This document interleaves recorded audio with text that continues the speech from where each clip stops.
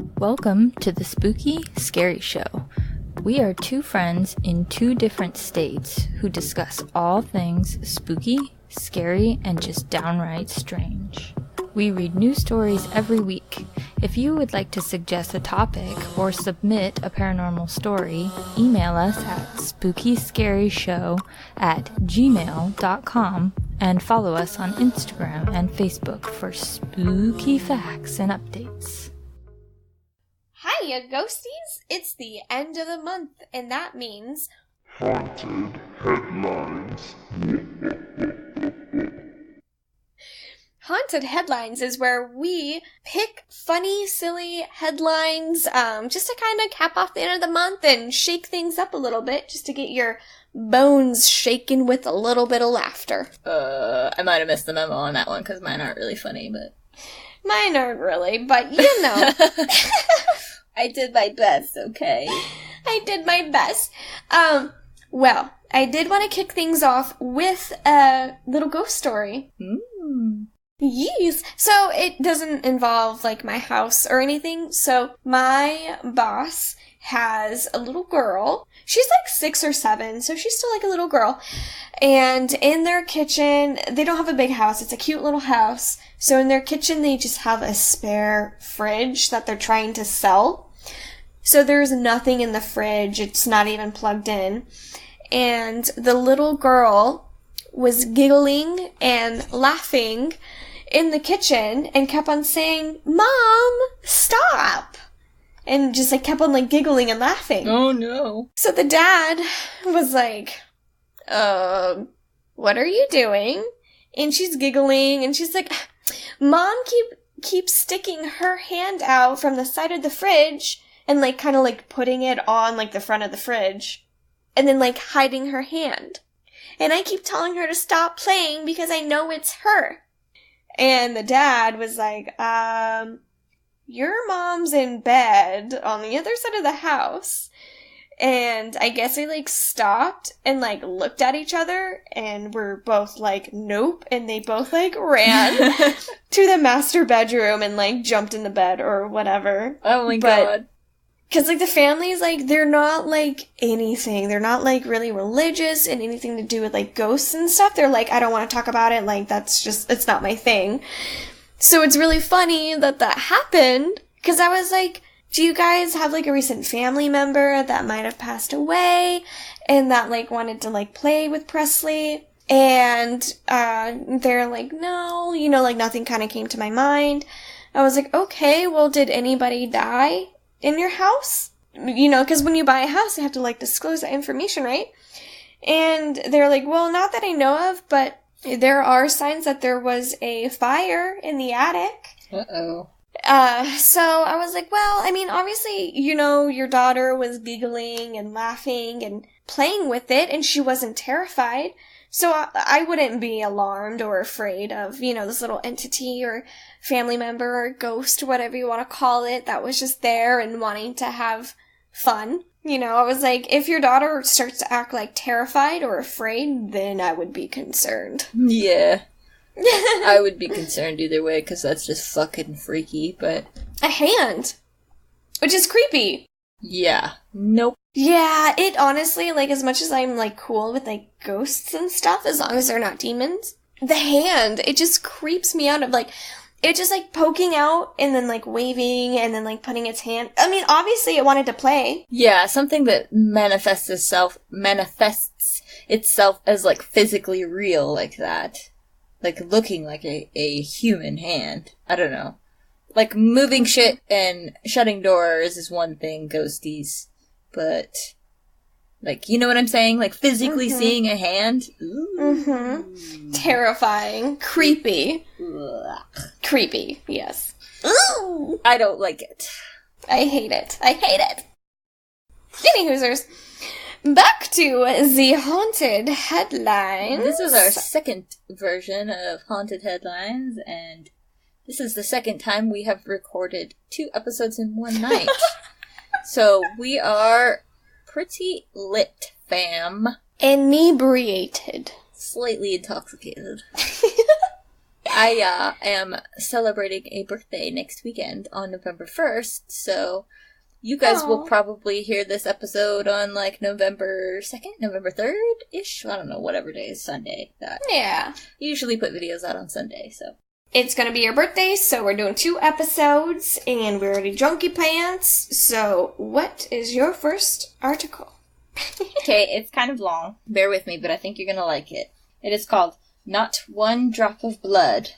Cattle Mysteriously Mutilated in Oregon. In the early morning light, dust from hooves creates a fog at Sylvie's Valley Ranch in remote eastern Oregon. Cowboys whistle and talk low to their eager herding dogs.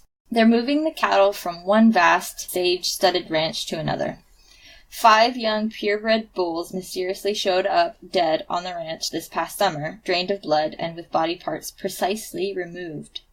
The ranch's vice president, Colby Marshall, drives his truck down a U.S. Forest Service road. Then we'll get out and take a little walk to where one of the bulls was found, and the carcass is still there, Marshall says. Coming upon one of the dead bulls is an eerie scene. The forest is hot and still, apart from a raven's repeating caw. The bull looks like a giant, deflated plush toy. It smells. Weirdly, there are no signs of buzzards, coyotes, or other scavengers. His red coat is as shiny as if he were going to the fair, but he is bloodless, and his tongue and genitals have been surgically cut out. No way. No blood, no tongue, no balls. Ugh. Marshall says these young livestock were just reaching their top value as breeding bulls. The animals are worth around $6,000 each, and since these bulls were breeding bulls, hundreds of thousands of dollars worth of future calves were lost too. Finding these young Herefords in this remote country can sometimes take the ranch's experienced cowboys days.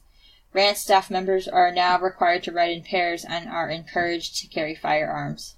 It's rugged, Marshall says. I mean, this is the frontier. If some person or persons has the ability to take down a 2,000-pound range bull, you know it's not inconceivable that they would have a lot of problems dealing with a 180-pound cowboy. Oh, shit. Yeah. Theories. So, Harney County Sheriff's Deputy Dan Jenkins has been working the cattle cases and has gotten dozens of calls from all over offering tips and suggestions. A lot of people leap toward the aliens, Jenkins says. One caller has told us to look for basically a depression under the carcass, because he said that the alien ships will kind of beam the cow up and do whatever they were going to do with it, then they just drop them from a great height. Shit. That's rude. Goddamn aliens. Dan Jenkins with the Harney County Sheriff's Office has been investigating the killings of several cattle on Sylvie's Valley Ranch. Jenkins says the cases have been tough, with little evidence and no credible leads. On his whiteboard, he has a running list scrawled in green marker with the top theories. What's clear, it isn't bears, wolves, cougars, or poisonous plants, nor were the animals shot. Oh my god. The FBI won't confirm or deny that it's looking into the multiple slaughters. 2 years ago, and 200 miles south near New Princeton, Oregon, one of Andy Davis's cows was also found cut up and bloodless. She and her husband drove concentric circles around the corpse, but they never found any tracks. And in this dusty country, everything you do leaves tracks, Davies said. In Oregon, this is a state below you? Below me. Oh my god, aliens are right there. Oh my god, like that fucking UFO I heard. Yes, you have to tell the listeners about it. Okay, so we hadn't been here that long, and Jonathan and I were like laying in bed, you know, and I hear this. It sounded like it started off as like farm equipment, like a vehicle, like a really loud, like a tractor or a really big diesel truck, low machine diesel. And then as it got louder, it turned into like wow, wow, wow, wow. And it was the loudest. It shook the whole freaking house. Like you could hear it get closer and then stay above us. Like, we were so crippled with fear that we couldn't do anything but, like, hide and hunker down. Like, we didn't even think to go outside or go look or do any kind of moving because this was no plane, no truck, no any vehicle I've ever heard in my entire life. It was insane. Absolutely. terrifying. And it doesn't really help because, like, Pinky's, like, in the middle of nowhere. Well, I consider in the middle of nowhere because you have to drive 30 minutes to really get to, like, any, like, major, like, Walmart or anything like that. Pretty rural, yeah. So you have, like, a general store that's, like, overpriced because it's, like, the only thing, like, local and in town. So, double yikes. That's crazy. It was definitely 100% not a plane or a helicopter or a truck. And then we heard it go away. You know how, like, the conventional or, like, the known UFO sound is like, woo, woo, woo, woo, woo, woo. Like, if you think of, like, a traditional UFO sound, it was like that, but really low and slow. Like, vibrational. Like whoa, whoa, whoa, whoa. Yeah. Yeah. Crazy. Yeah, the previous house I lived at was right by a little mini airport, and it wasn't, like, big or nothing to hold, like, really any commercial planes. If there was, like, one, it'd be, like, one at a time.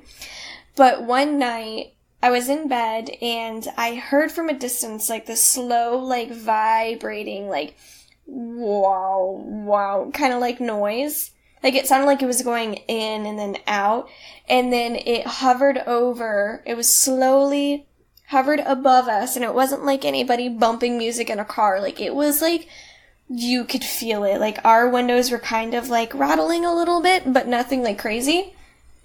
It, like, hovered over us for a while, and I was, like, shitting my pants. I was, like, freaking out, terrified in my bed, and then it slowly, like, went over to, like, the next house, and then it just, like, quickly, like, disappeared.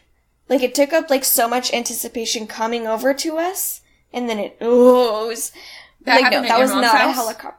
No, that was the old Gilbert house that we just lived at. Huh. Yeah, interesting that you described, like, a similar sound too. It was kind of like after what you told me, but I was wide awake in bed. But that house was also very weird. I also heard a guy clearly say, hello in my ear. And my roommate believed that house was haunted. He carried a baseball bat with him throughout the house. Oh, God. Yeah. Not good. That'll do you against ghosts, but good for him, I guess. I know. Anyways. Oh, man. Alright, so Davey said that everything you do leaves tracks, and that there weren't any, and that was pretty weird. Back in the 1980s, one of Terry Anderson's mother cows was mysteriously killed overnight. Standing at his ranch near Pendleton, Oregon, Anderson points to the exact spot where he found her, on the top of a mountain. He remembers his cow lying dead, her udder removed with something razor sharp. Aww. And not one drop of blood anywhere, Anderson says. He has never gotten over it. It's just left a really strange feeling with me since that day. You can't explain it, Anderson says, and you know no one else has been able to explain it. The Harvey County Sheriff's Office continues to field calls on the killings, and Sylvie's Valley Ranch has put up a $25,000 reward for information that could solve the case. Good luck. Yeah. Dang, that's a good one. Pinky, if you want to go to the drive for my article, I pulled this one because I thought you would think it is just the cutest fucking thing in the whole entire world. Because the article is researchers teach rats how to drive, and they find out it reduces stress. Oh my God, I've read this. Did you? I did. I love it. There's a little YouTube video. I watched it. So, researchers in Virginia said they trained rats to drive tiny cars and learned the activity was a means of stress release for the rodents. No. And it's the cutest fucking thing in the world. Scientists at the University of Richmond's Lambert Behavioral Neuroscience Laboratory said they trained 2 groups of rats to operate the Rat-Operated Vehicle, or ROVE. Which works by having the rats push down on a copper bar that propels the tiny car forward. The rats were rewarded, get this, with Fruit Loops cereal when they drove to the end of the enclosure. Kelly Lambert, head of the laboratory and lead author of the story, said the group of rats raised in an enriched environment with toys and ladders were better able to drive than the group of rats raised in a plain lab cage. She said the rats with more activities had greater neuroplasticity, the ability of their brains to grow and change over time, due to having more stimulation. Lambert said researchers analyzed the rats' droppings and found both groups of rodents had an increase in hormones that control stress responses. She said the task apparently increased the emotional resilience of the animals and could have implications for humans. And this is a quote. It is likely that driving gives the rats a sense of control over their environment, she said. In humans, we would say that it enhances a sense of agency or self-efficiency. Lambert said the study could have implications for how researchers approach depression and other mental illnesses in humans. Anything that reduces stress can build resilience against the onset of mental illness. That's so Super cute. I love it so much. They're just like, do, just doing their thing. No. I love it so much. So that was a lot of cute little rats. I mean, I guess it's just two little rats driving a little car, but, what's the next story, Pinky? So my next one, you pick all these cute and, like, funny stories, and I'm just like, haunted headlines. I know. I just didn't have time. I'm so sorry. No, you're good. I like it. It's science. I like science, so we're good. Okay, cool. I like spooky. The next one is the scariest haunted house in the U.S. Oh, God. It requires a 40-page waiver, doctor's note, and a safe word. What is your safe word? Or what would be your safe word? Pineapples. I thought of pineapple too. Why is that the go-to safe word? I don't know. It's just something random. But would I ever use it? I would probably just say stop. Yeah. My safe word is stop because no means no, okay? Summertown, Tennessee. You really don't want to do this. This is what every person must utter after failing to complete a tour of McCamey Manor. Russ McCamey owns and operates the most terrifying haunted house experience in America. One you're not allowed to attend until you watch a 2-hour-long video, sign a 40-page waiver, create a safe word, pass a physical, and more. Fuck that. Right. I don't get I mean, I do. There's money involved, but I'll get to that. Well, for the people who want to do it, like, fucking trauma, horror, thrillers. If you make it through, you get $20,000. Oh. Yeah. I didn't know that, but nobody ever makes it through. No. Because he legitimately tortures people. Because he was I think he was like a Navy SEAL. Or he was, like, in the military, so he, like, knows his shit on, like, how to torture people. I think. I guess it was featured on Netflix, Haunters, Art of the Scare, and on an episode of Dark Tourist. The Summertown, Tennessee horror is so extreme that no one has ever successfully completed the experience. And yet, Russ says his new haunted show, Desolation, is his most extreme haunt yet. Nobody's even made it to the starting clock with this new show. With the new mental game, it's much more difficult, and because of that, no one's even started the clock. He knows how to fucking just get in your brain and fuck with you. What were you gonna say? I read somewhere, I couldn't find it on the website, I did a little bit of research, but I read on the, like somebody commenting that it's like 10 hours. But it's not just like, oh, you deal with, like, people talking to you psychologically and, like, making noises. It's no. Like, he will legitimately cover your mouth and put shit all over your face and put shit in your mouth and, like... Shock you, waterboard you. Beat you, like, yeah. Blindfold you. Like, you'll have your eyes covered and you'll have a sensory, blocker over your ear. So you have, like, noise counseling and then they can do, like, whatever. And, like, if you cry, he won't stop. Crying doesn't mean anything. No. Ugh. I hate it. Think you have what it takes to tour the manor? If you do, it only costs a bag of dog food. Russ has 5 dogs. And if you complete the tour, Russ will hand you $20,000. So why wouldn't you want to do this? It's not as easy as just a bag of dog food, as you've probably gathered by now. The Manor's website lists 7 must-do items before the tour can begin. You have to be 21 years or older, or 18 to 20 with parental approval. You have to complete a sports physical and a doctor letter stating you are physically and mentally cleared. You have to pass a background check, be screened via Facebook, FaceTime, or phone, and you have to prove that you have medical insurance. You have to sign the 40-page waiver, and you have to pass a drug test on the day of the show. There's a 2-hour movie that you have to watch. The video is basically just a montage of people quitting the tour, uttering the required phrase, "You don't really want to do this." Jesus. When it comes to the actual tour, Russ has a list of warnings and rules you must follow. Intense audio, lighting, extreme low visibility, strobe and fog effects, damp and wet conditions, physically demanding environments, close contact with creatures you might be touched.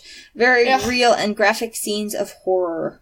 I read something about, like, pig's blood, and I saw some videos of people, like, being dunked underwater, and not okay. Nope. The rules are no smoking, drinking, eating, running inside, or touching props or actors. The guest voluntarily assumes all risks and dangers associated with this event. Can you imagine them torturing you, in a sense, and you're not allowed to push them away or touch them or, I have a problem with, giving up, Control of your body, bodily autonomy, or whatever that is.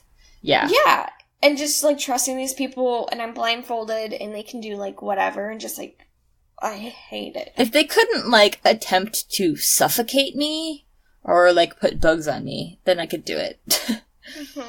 But, if you start putting shit in my face and I can't breathe and I have to, I don't know.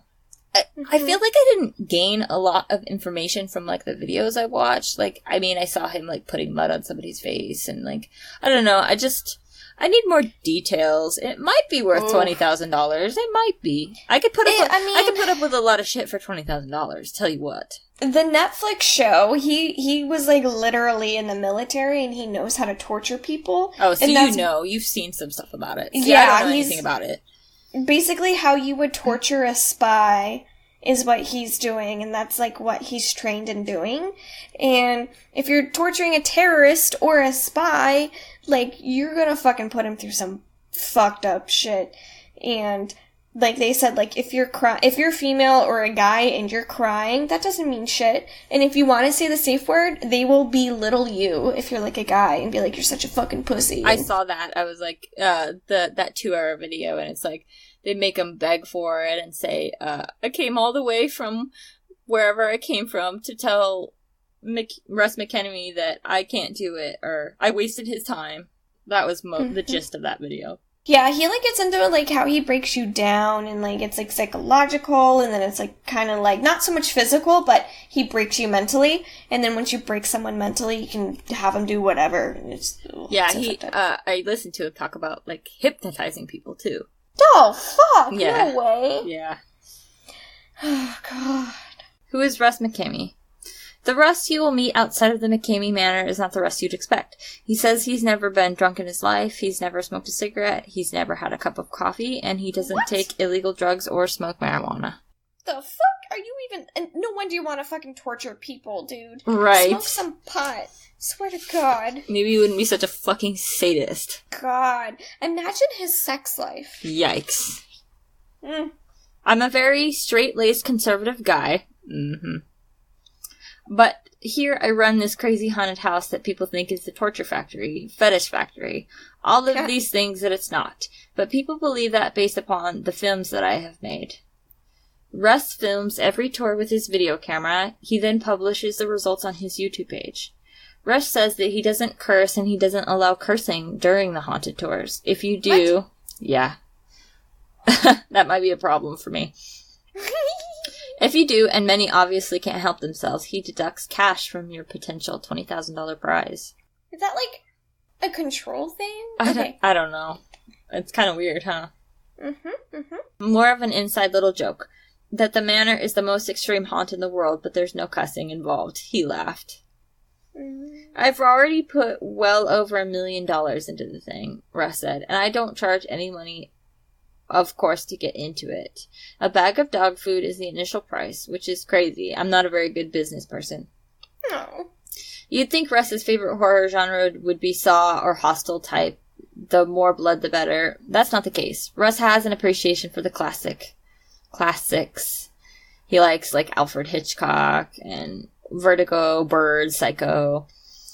The mental ones, he said, because that's what the manor really is. It's a mental game. It's really me against them.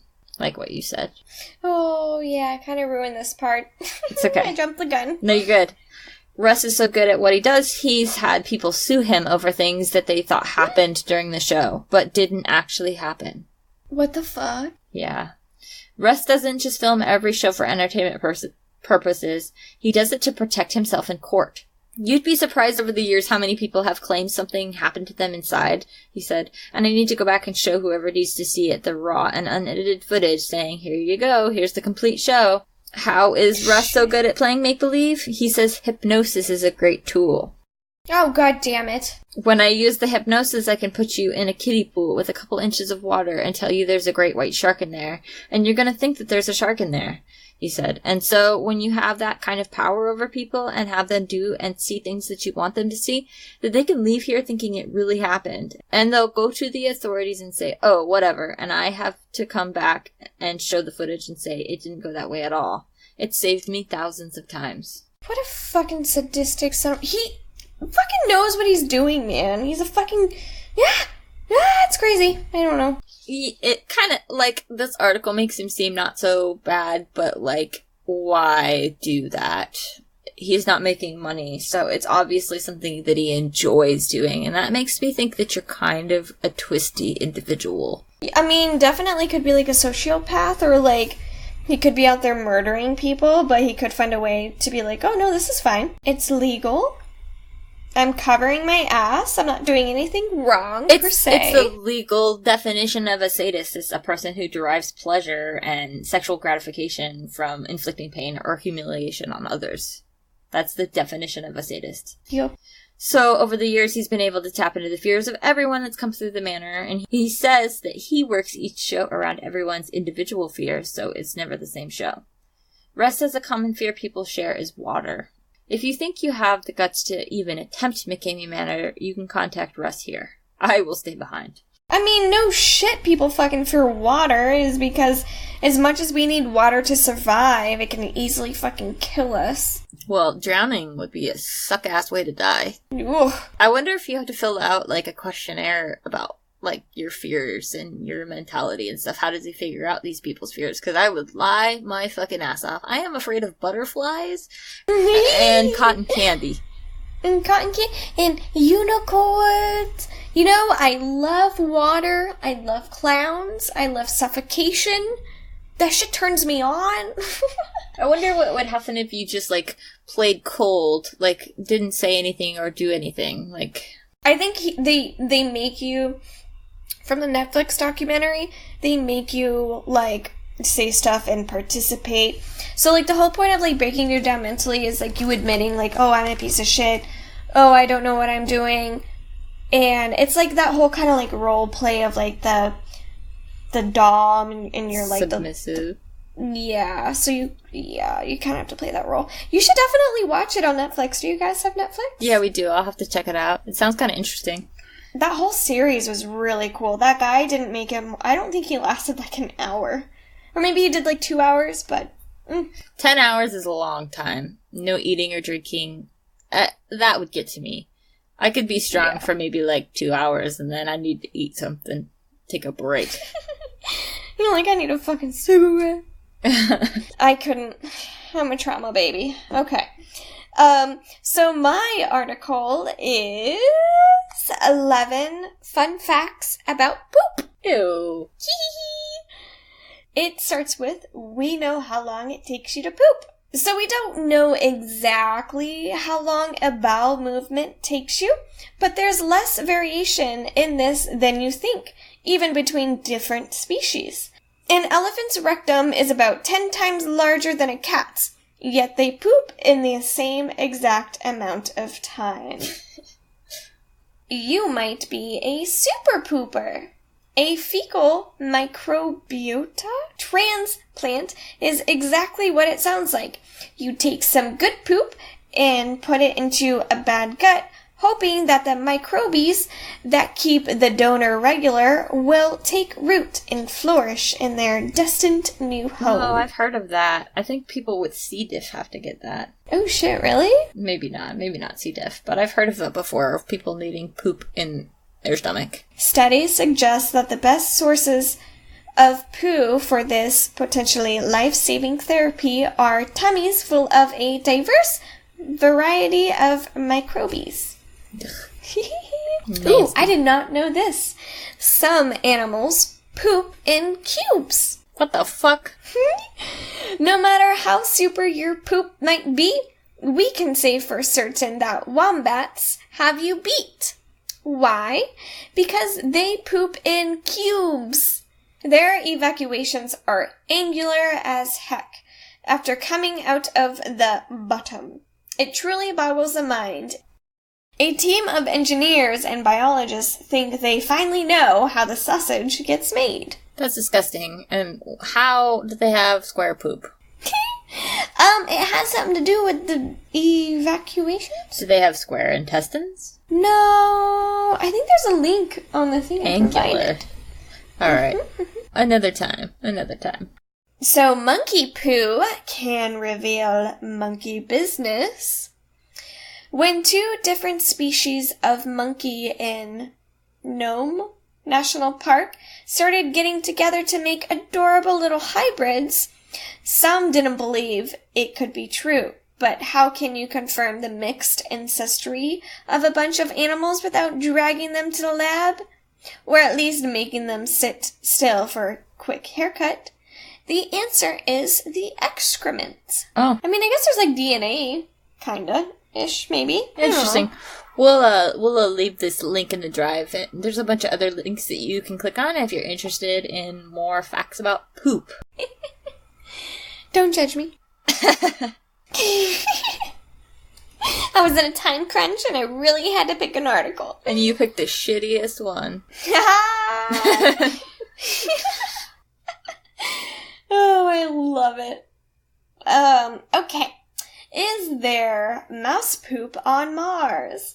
NASA has plenty of projects in the works designed to help get us to Mars and beyond. But one of the most famous is the recent twin study.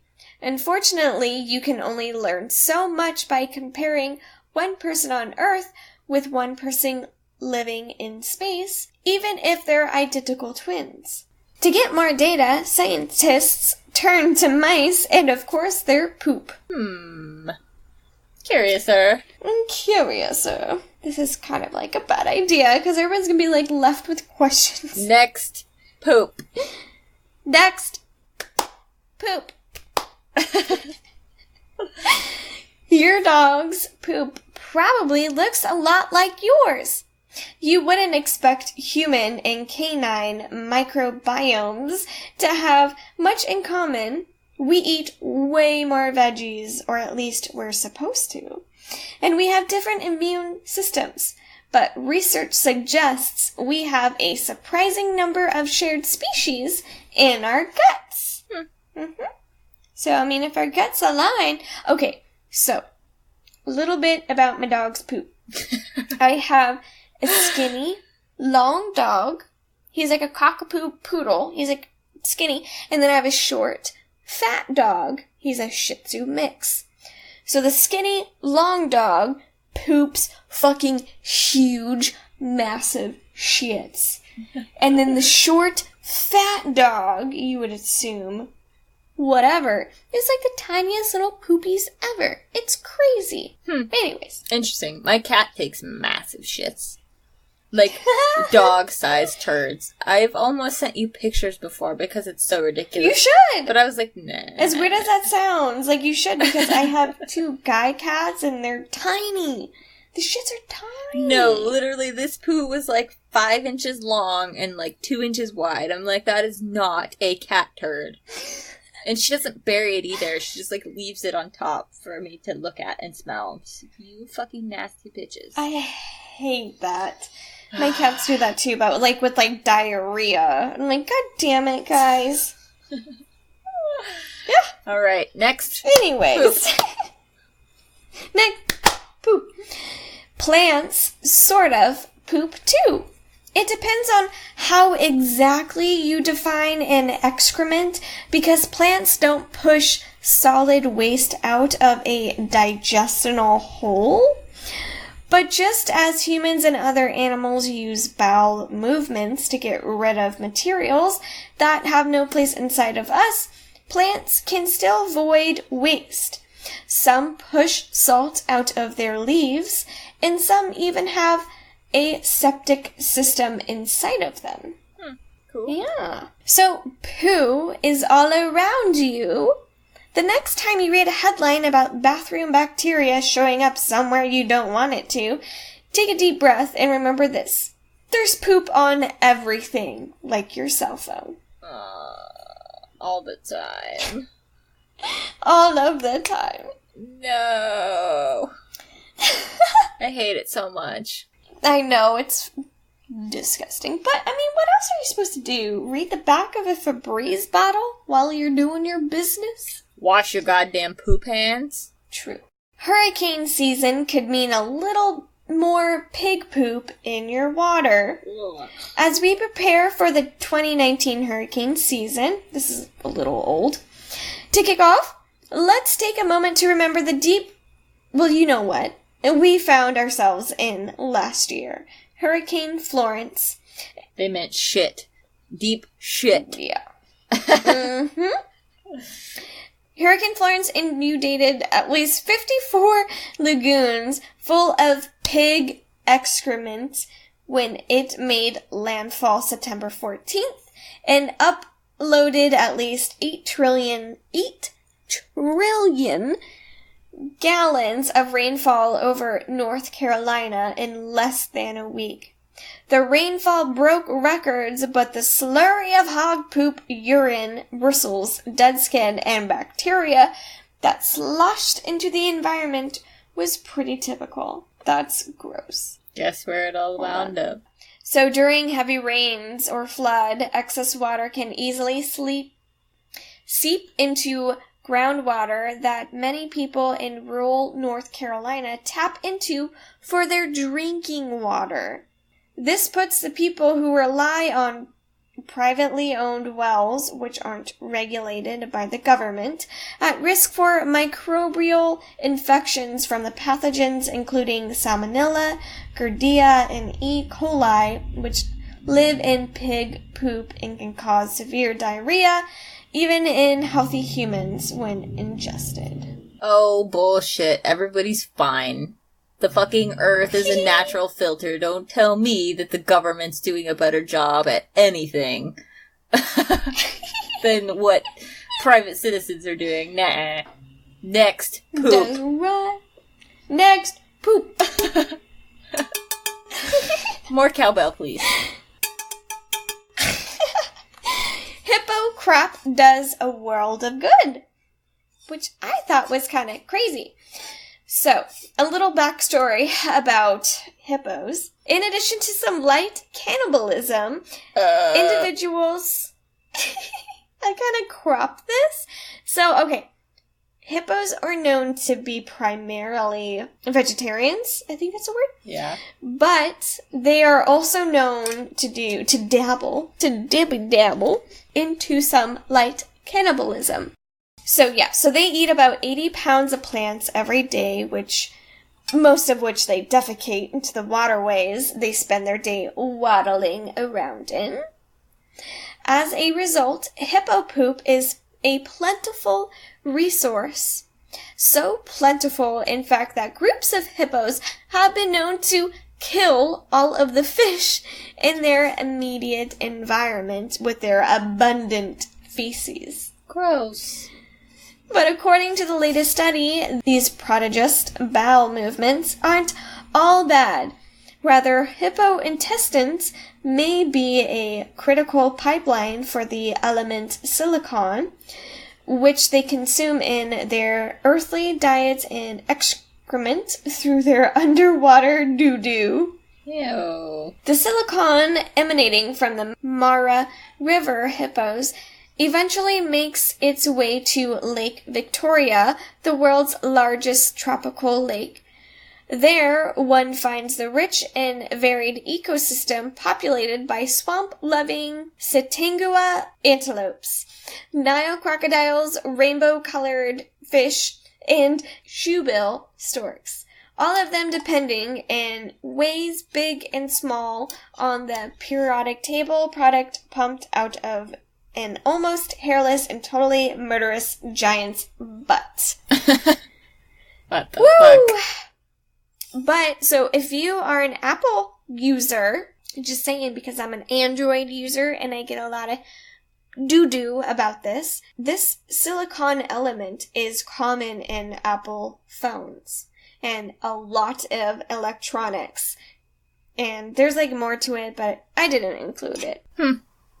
Interesting. Mm-hmm. So, iPhone users literally buy shit? Ha! They have shit bones! Boom! That's funny. Are you ready for my next one? Yes, next. Poop. Okay. So, I titled this, Dick in a Bottle. Oh, next. Dick. Dozens of people along the West Coast report finding USB messages in a bottle that contains a single photo of a man in a Halloween costume exposing himself. What the fuck? It is posted like a news article, but I have Googled that title and no articles come up, only the photo that may or may not have been cropped to look like a news article. But, yeah.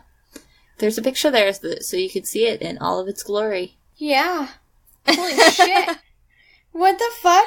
So, is he actually leaving this bottle around so people can see this picture? Yeah, that's what the articles where the blurb suggested is that people just keep finding this flash drive and then plugging it into their computer and all they find is this picture. It's a dude in a Jason mask with his dick hanging out. Yeah, like it's just flopping. It's just chilling. It's not even it's hard. Blurred. Nothing. It's just a flaccid penis. Jason. And his thing is like slightly zipped. That's the makings of a fucking serial killer, dude. I don't know. Like he's going to end up fucking like killing some bitches because he's like, I need to feel validated somehow. So here's my penis. I mean, voyeurism, like exposing yourself to people, is like a thing. People who get off on that, but that's so weird. Yeah, that is so weird. I don't know if it's real or not, but yeah, there you go. That's that. You're welcome. That's the end of that? No. Yep. Alright. Dick in a bottle. Alright. It's my dick in a bottle. Dick in a bottle. Cool. Alrighty. So, my next story is thieves steal a $5 million gold toilet from Britain's Bellingham Palace. Burglars have stolen a fully functional 18-karat gold toilet from Britain's Bellingham Palace, where it had been installed as an art exhibit, police said on Saturday. And this one, it's a little old, so a couple months old. The toilet, valued at more than $5 million, was part of an exhibition of the work by Italian conceptual artist Maurizio Cattelan, which opened 2 days ago at the stately home 60 miles west of London, a major tourist attraction. At this point, you guys are asking a lot of me to be reading, but I love you. And we do a lot of things for people we love. The toilet, named America, shit all over America, I suppose. Okay, was previously on display in a cubicle at New York's Guggenheim Museum, where more than 100,000 visitors were able to use it. Nasty. Disgusting. With potty protectors, I hope. Doubt it. People are nasty. They're like, no, this booty's touching all gold, honey. Yuck.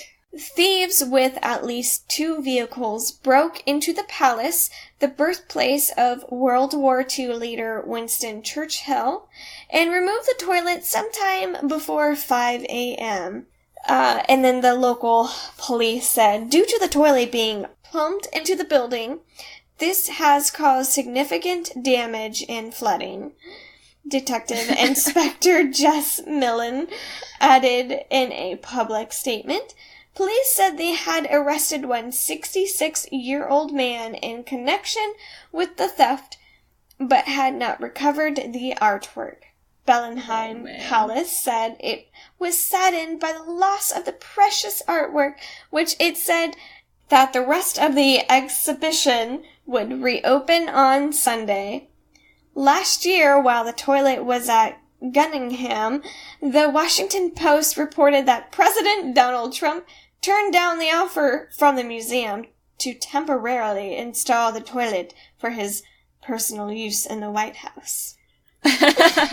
Oh my god. Why, Donald? Why? You should have done Shit's it. on a throne of lies. A throne of gold. I felt like the toilet was perfect to follow up all the poop facts. Oh yeah, your mind's in the toilet today. My last story is, gory. Scurry? Gore. Kinda. Huh. Anyway, Oh, okay. your next one. Here's my last one. Mm-hmm. So, a Minnesota museum is celebrating Halloween by pulling out all of its most unsettling toys for a creepy doll contest. The History Center of Olmsted County is asking social media users to vote on which of the creepiest among its 9 most unsettling dolls. Votes can be cast by liking or commenting on posts of the center's Facebook and Instagram pages. The winner is scheduled to be announced Monday and will be displayed alongside the runner-up through November 2nd. The doll I disdain handling is the one with the human hair, curator Dan Nowowski told NPR News.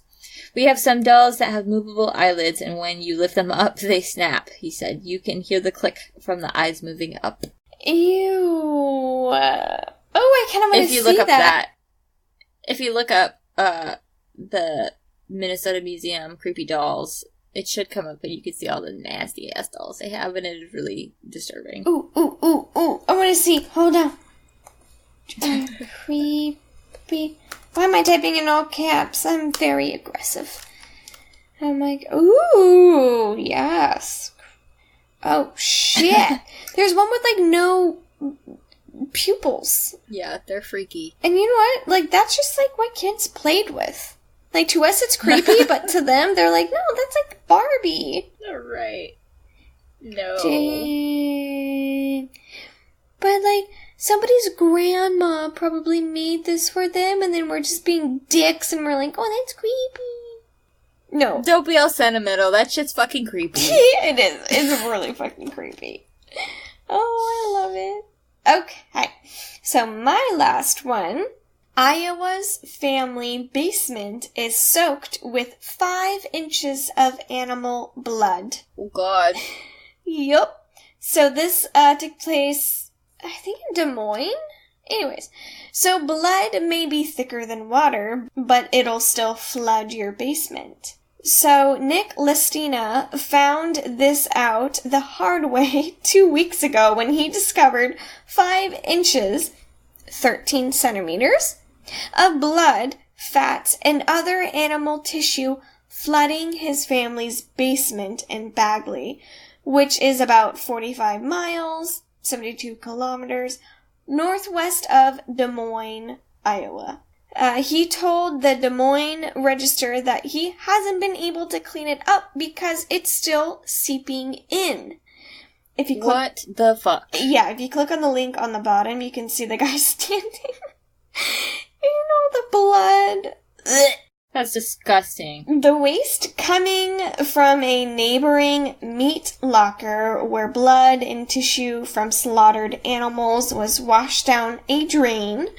Officials say a clog or break in the pipeline sent the waste into Listina's basement through a floor drain. A state environmental specialist traced the waste to Dow's Custom Meat Locker and says that the company is now pumping it into a large tank. The Listina family has temporarily moved in with a relative. Oh my god. I hope that company is paying for that shit. That is fucking disgusting. That is so much. I would be appalled. And imagine the smell. Oh. If it's like warm, disgusting. But this like just happened, I think, so it's like, but still. Oh. It doesn't matter. Blood still has a smell. There's like a little bleach bottle where the guy's standing in his little wet boots. Yuck. Good luck with that bleach, sir. Yeah, like you're fucked. Oh, disgusting. Well, that was thoroughly disturbing. Thank you. Yeah, I mean, I feel like we learned a lot about poop and other stuff that might come in handy. Yeah, for sure.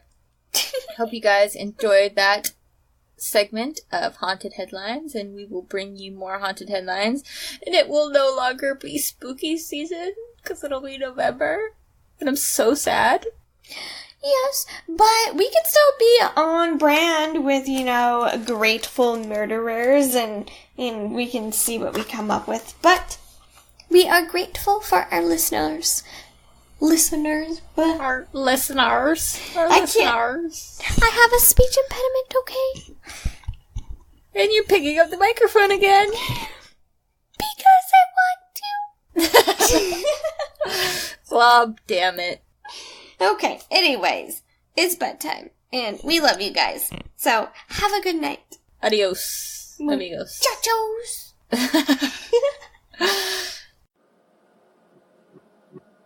That wraps up the Spooky Scary Show. If you've enjoyed this podcast, click that like or follow button. We are available on Spotify, iTunes, and all major podcast streaming services.